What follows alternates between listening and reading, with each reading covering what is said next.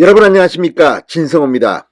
국민의힘 38 전당대회를 앞두고 당대표 최고위원 후보들 간의 이 경론이 뜨거워지고 있습니다. 과열양상까지 보이고 있습니다. 자, 그런데 민주당은 지금 이재명 대표의 사법 리스크 때문에 지지율이 최악이라는 그런 평가가 나오고 있습니다. 그런 가운데 민주당 측은 오히려 국민의힘은 이 컨벤션 효과, 전당대회 효과 때문에 지지율이 잘 나온다는 이야기까지 하고 있습니다. 이게 다 이재명 대표를 옹호하기 위해서 의원들을 달래려는 말로 보입니다. 그런데 실제 국민의힘 지지율이 오르는 여론조사들이 많이 나옵니다. 왜 그럴까요? 제가 볼 때 지금 국민의힘 이 전당대회 캠페인 조금 실망스러운 점이 많습니다. 미래 비전보다는 과거에 네가 이랬지 않느냐를 가지고 너무 많이 공격하다 보니까 당원들 중에는 눈살을 찌푸리는 사람들도 있습니다. 이제 좀 그만해라. 그럼 뭐고? 자, 지금 안철수 후보와 황교안 후보는 김기현 후보의 울산 투기 의혹을 집중 공격하고 있고, 김기현 후보는 안철수 후보의 정체성, 과거의 이 이당저당 옮겨 다니면서 박근혜 전 대통령에 대한 탄핵 발언 이런 것들을 지금 소환하고 있습니다. 자, 이런 가운데 천하람, 황교안 이 두 후보 지금 3, 4위라고 하는데 이 두 사람은 이 빈틈을 파고들고 있습니다. 그런 과정에서 황교안, 안철수의 김기현 공격은 이 울산 투기 의혹에 집중되고 있다고 해도 과언이 아닙니다. 투기 의혹의 진실은 뭘까요? 이런 과정에서 좀 놀라운 일이 벌어졌습니다. 지금 크게 보면 천하람 후보를 지지하고 있는 것으로 보이는 이준석 전 대표, 그동안 김기현 후보에 대해서 가장 많은 공격을 해왔습니다. 그런데 김기현 후보의 투기 의혹에 대해서는 이 문제를 거론한 안철수 후보 측을 비판했습니다. 이준석이 이 투기 의혹은 이야기가 안 된다고 말한 겁니다. 왜 그랬을까요? 자, 방금 전 TV조선에 나온 김기현 후보 자신을 비판하는 세력에 대해서 이렇게 말했습니다. 생떼탕이다. 다 떠나서 지금부터는 좀 미래 비전에 대한 그런 공방이 있었으면 좋겠습니다. 진성호의 직설 시작합니다. 자, 국민의힘 지도부를 뽑는 전당대회입니다. 이 당 선거관리위원회는 모든 후보자는 근거 없는 비방을 즉각 중단하라고 자제령을 내렸지만 오늘도 후보들 간의 날선 공방은 멈추지 않았습니다. 자, 김기현 의원 방금 전 TV조선에 나와 자신을 향해 경쟁 후보들이 제기한 KTX 울산 역세권 투기 의혹을 두고 청담동 술자리 이 사건의 재탕 삼탕이라고 일축했습니다. 생떼탕도 유분수지 이런 생떼탕이 어디 있나? 자, 2021년 서울시장 보궐선거 당시 오세훈 후보를 겨냥해 민주당이 들고 나왔던 생떼탕 페라가모 의혹에 국민의힘은 생떼탕이라고 응수한 바 있습니다. 이걸 차용한 겁니다. 사실 이 울산 투기 의혹은 민주당 쪽에서 공격했던 사안인데 별 결론이 없어서 민주당도 지금은 그냥 흐지부지한 건데 이걸 황교안 후보가 들고 나왔고 안철수 후보가 지금 집중적으로 이 문제를 거론하고 있습니다. 자, 그러면서 김기현 후보는 청담동 술자리 의혹 사건을 다시 떠올려보면 알 것이다. 술자리에 대통령이 있었다, 한동훈이 있었다고 민주당이 난리법석을 떨었고 아닌 게 밝혀졌다.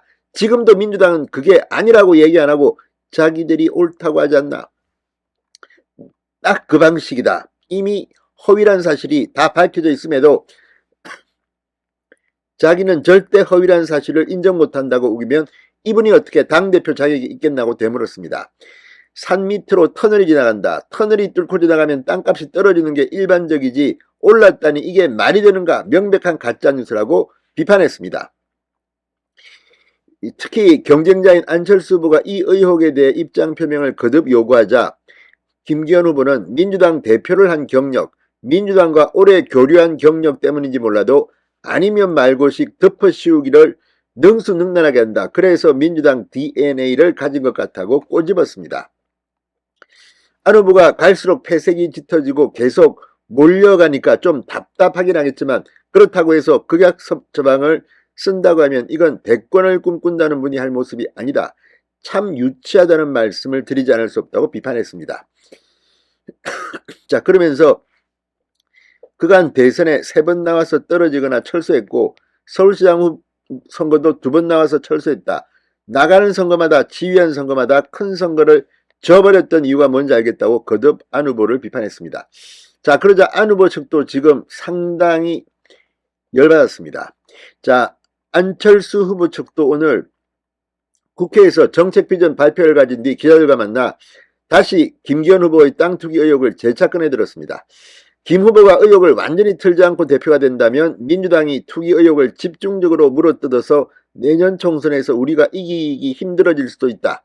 그걸 막기 위해서 제대로 된 해명이 필요하다고 비판했습니다. 자, 지금 이 김기현 후보가 안철수 후보의 과거 경력, 이력을 문제 삼자 안철수 캠프 윤영희 대변인은 김기현 후보가 혈통감별사를 자처하며 기회주의적 정치인의 면모를 여실히 뽐낸다. 극단적 분열주의와 갈라치기로는 우리 당의 총선 폭망의 얘기인데 너무나 두렵다고 논평했습니다.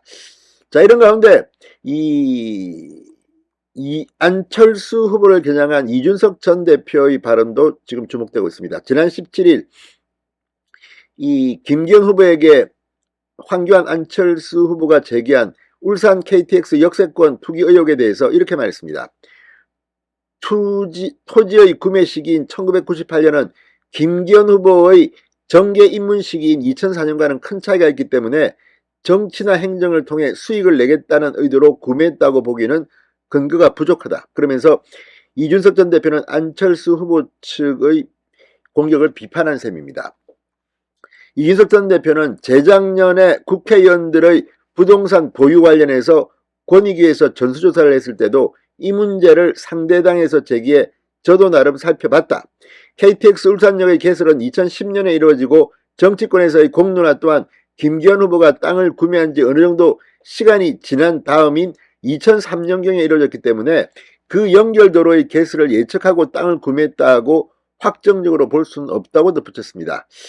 그러면서 뭐 쭉 설명을 하는데 뭐 복잡한 내용들입니다. 그러나 문제는 이 부분에 대해서는 제가 볼 때는 좀 명쾌하게 해석이 가능한데 이걸 가지고 계속 이렇게 하게 되면 전당대회의 미래 비전은 사라지는 게 아니냐, 이런 생각도 듭니다.